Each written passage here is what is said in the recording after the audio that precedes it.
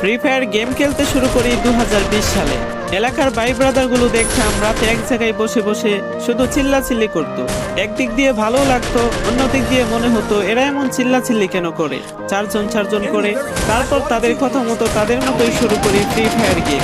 প্রথম দিন গেম খেলে রাত জেগেছি 11টা, যেটা ছিল রাত জাগার প্রথম কারণ এবং প্রথম ভালোবাসা। এলাকার বন্ধুরা মিলে রাত হলেই আড্ডার আসর দিয়ে বসতাম আর শুরু করতাম গেম খেলা। সবাই তখন গেম খেলা নতুন শুরু করি, এত এত পরিমাণ আনন্দ ছিল গেমটিতে যে বলে বোঝানো সম্ভব না।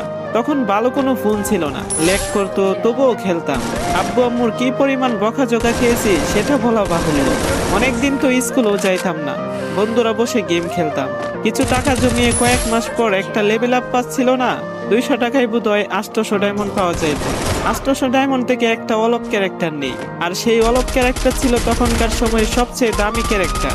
তখনকার দামি প্লেয়ার মনে হতো নিজেকে। আবার গেমের ভিতর অনেকের সাথে বন্ধুত্ব পর্যন্ত হয়ে গিয়েছিল। গেমের ভিতরে বন্ধুত্ব হলো বাস্তব ছিল বন্ধুগুলো। তখন ফ্রি ফায়ারে ডো পার্টনার সিস্টেম ছিল না, তাই কোনো মেয়েও গেমে ছিল না।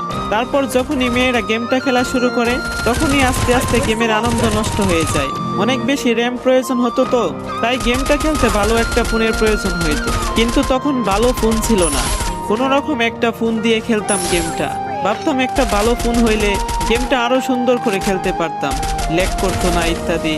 কত আনন্দই না ছিল তখন। প্রতি সপ্তাহে শুক্রবারে বসে গিল্ডের গ্লোরি ফুল করতাম একটা কাস্টমের জন্য। পরের দিন সবাই মিলে আনন্দ নিয়ে একটা একটা করে কাস্টম খেলতাম।